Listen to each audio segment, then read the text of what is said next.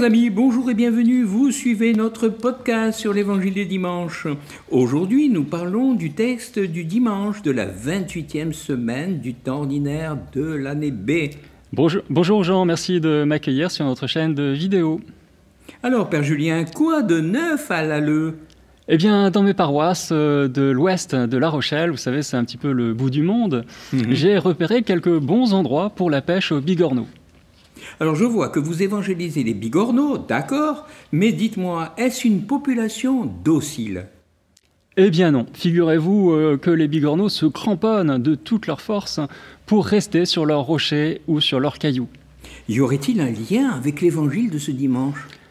Dans ce passage que nous lisons aujourd'hui, un jeune homme vient trouver Jésus pour lui demander de l'aide dans sa vie spirituelle. Et il se trouve que lui aussi se cramponne de toutes ses forces à son rocher, ou plutôt à ses richesses.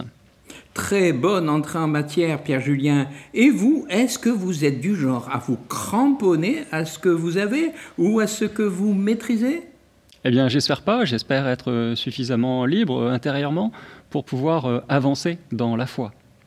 Eh bien, on va voir ça en relisant les versets 17 à 30 du chapitre 10 de l'Évangile selon saint Marc.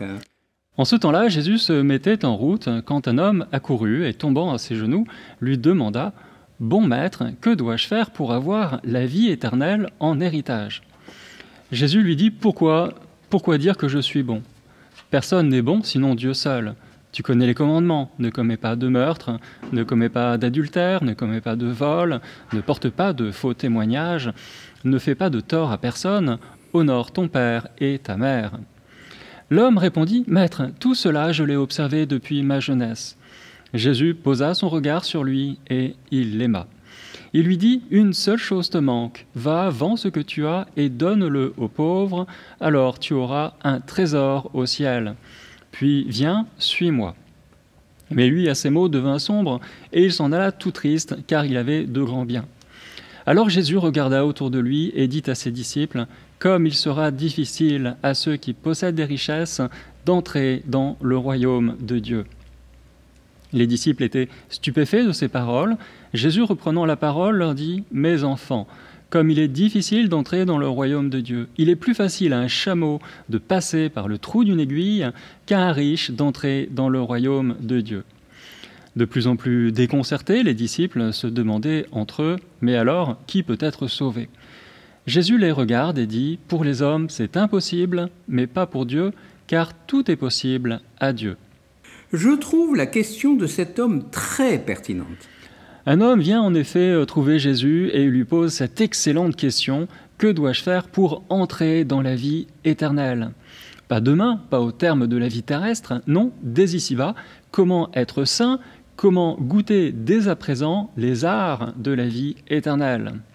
Jésus lui répond « Sois fidèle au commandement, fais le bien, évite ce qui est mal. » Et on pourrait ajouter pour te guider, tu as la loi de Moïse, tu as les 10 commandements, tu as la loi de ta conscience, tu as la lumière de ta raison et ton bon sens. Avec tout ça, tu dois pouvoir parvenir sans encombre à la vie éternelle.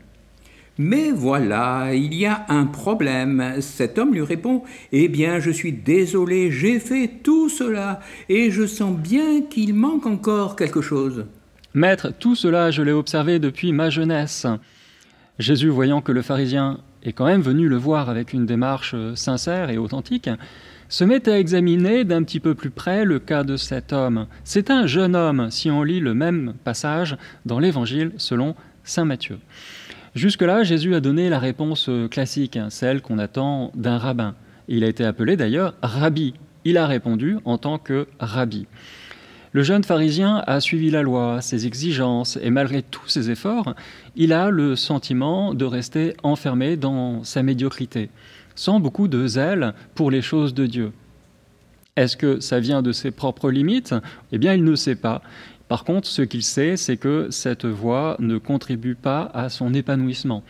Intérieurement, il aspire à une relation à Dieu plus forte et plus intense. Il en faut du courage quand même pour arriver à ce constat et pour demander de l'aide. Oui, beaucoup de jeunes ne pensent pas forcément à demander conseil. Jésus, voyant ce bel idéal chez ce jeune, posa son regard sur lui et il l'aima. Jésus se dit certainement en lui-même « Toi, mon ami, je te dis chapeau, tu es arrivé à une belle maturité, tu as su faire des efforts et tu es devenu une bonne personne. Tu vis la loi avec toutes ses exigences. Alors, venez-en au but. Quel conseil Jésus va-t-il donner à ce jeune ? Jésus ne veut pas lui demander de faire de nouvelles choses. Le jeune en fait déjà beaucoup. Mais il va l'orienter vers plus de générosité, plus d'absolu dans sa réponse de foi. C'est-à-dire ? Bien, Dieu se donne totalement, vous êtes d'accord ? Il nous l'a montré dans le don sans réserve que Jésus a fait de sa propre vie, en mourant sur la croix pour notre salut. Et pour progresser sur le chemin du salut, il faut répondre à cet amour en se donnant, en s'abandonnant à la providence de Dieu. Il ne suffit pas de poser des actes de religion, offrandes, pèlerinages, enchaîner les prières les unes après les autres. Non, il faut prier avec le cœur dans un acte d'offrande totale et absolue de soi-même. Sainte Thérèse d'Avila a écrit « C'est parce que le débutant ne parvient pas à faire le don absolu de lui-même qu'il ne lui est pas donné d'un coup un tel trésor. » Et quand Thérèse parle de trésor, elle parle, bien sûr, du trésor de la grâce, le trésor que recherche ce jeune homme de l'Évangile qui vient trouver Jésus. Au même chapitre, Thérèse, c'est le chapitre 11 du livre de sa vie, Thérèse écrit « Nous nous estimons à un si haut prix et sommes si lents à faire à Dieu le don absolu de nous-mêmes que nous ne prenons pas les décisions nécessaires afin de posséder ce joyau précieux. » Alors pour cela, pour posséder ce joyau précieux, comme le dit Thérèse d'Avila, il faut, comme elle le rappelle d'ailleurs aussi souvent, une détermination déterminée. Et c'est cette détermination forte qui permet d'opérer les renoncements et les détachements qui s'imposent, surtout au début de la vie spirituelle. Alors comment ce message musclé est-il accueilli par ce jeune ? Eh bien, je crois que malgré tout, ce message est bien passé. Le jeune homme de l'Évangile a bien saisi le choix qui s'offrait à lui. Rester dans le cadre de la loi de Moïse, en menant une vie bien réglée, sans excès ni enthousiasme, ou, par contre, se défaire de ses attachements désordonnés aux richesses et aux biens matériels pour suivre Jésus et pour plonger dans le mystère de sa vie divine. À ces mots, quand on lit la suite du passage, à ces mots, l'interlocuteur de Jésus devint sombre et s'en alla tout triste, car, nous dit l'évangéliste, il avait de grands biens. Alors on ne connaît pas la suite, mais on a quand même l'espoir que les paroles de Jésus continuent de faire leur chemin et leur effet pour la conversion de ce jeune. La scène se prolonge ensuite par un dialogue avec les disciples et Jésus a recours à une image choc, le chameau. Jésus leur dit « Comme il sera difficile à ceux qui possèdent des richesses d'entrer dans le royaume de Dieu ». Les disciples sont étonnés parce que pour eux, être riche, c'est forcément être béni. Et au contraire, être pauvre ou malade, c'est être maudit.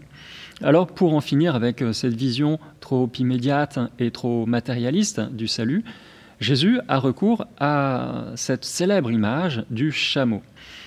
Du point de vue du salut, les richesses ne jouent vraiment pas en notre faveur. Il est plus facile à un chameau de passer par le trou d'une aiguille qu'à un riche d'entrer dans le royaume de Dieu. Alors on comprend l'image, un chameau n'est pas prêt de passer par le trou d'une aiguille. Et donc il est absolument impossible pour un riche d'entrer aussi dans le royaume de Dieu. Oui, c'est évident, mais de quoi parle-t-on quand on évoque ces grands biens, ces richesses ? Dans l'évangile d'aujourd'hui, il est question de richesses matérielles. Le jeune homme s'en alla tout triste, car il avait de grands biens. Mais ça peut être toutes sortes de réalités matérielles ou non matérielles, ces richesses. Or, argent, ligne de compte dans une banque, terrain, maison, richesse morale aussi. On peut penser aux compétences, ça fait partie aussi des richesses, des savoir-faire, des talents dans différents domaines que nous avons. Une richesse, c'est tout ce sur quoi nous avons pris l'habitude de nous appuyer et qui n'est pas Dieu finalement. Nous sommes donc tous riches de quelque chose ? Exactement, et par conséquent aussi incapables d'entrer dans le royaume de Dieu qu'un chameau de passer par le trou d'une aiguille. Et c'est saint Jean de la Croix qui a cette image très intéressante, suggestive, Qu'importe, dit-il, que l'oiseau soit retenu par un fil léger ou par une corde, le fil qui le retient a beau être léger, l'oiseau y reste attaché comme à la corde, et tant qu'il ne l'aura pas rompu, il ne pourra pas voler. Autrement dit, attention à ces petits riens auxquels nous pouvons nous attacher et qui nous clouent au sol. Mais le passage de l'Évangile se termine avec une note très optimiste, n'est-ce pas ? Oui, les disciples se demandaient entre eux, mais alors, qui peut être sauvé ? Jésus les regarde et dit « Pour les hommes, c'est impossible, mais pas pour Dieu, car tout est possible à Dieu. » C'est Dieu lui-même qui nous fait découvrir le véritable sens de la pauvreté selon le cœur de Dieu. Pour nous, atteindre ce détachement est proprement impossible, mais pas pour Dieu. À travers les épreuves de la vie et par la grâce de l'Esprit Saint, bien sûr, le Seigneur nous fait cheminer pour que nous puissions entrer libres et confiants dans le royaume de Dieu. Une phrase pour conclure ? Eh bien oui, ne sous-estimez pas la puissance de votre grâce baptismale qui travaille dans votre cœur. Oui, tout à fait. Merci Père Julien. Je rappelle que nous publions nos réflexions toutes les semaines, le lundi à 18h, heure de Paris, pour le dimanche qui suit. Et nous vous disons à la semaine prochaine. Et Père Julien, bonne pêche aux bigorneaux. Choisissez-les bien, ça serait vraiment dommage de vous empoisonner. Oui, merci du conseil. À bientôt, Jean.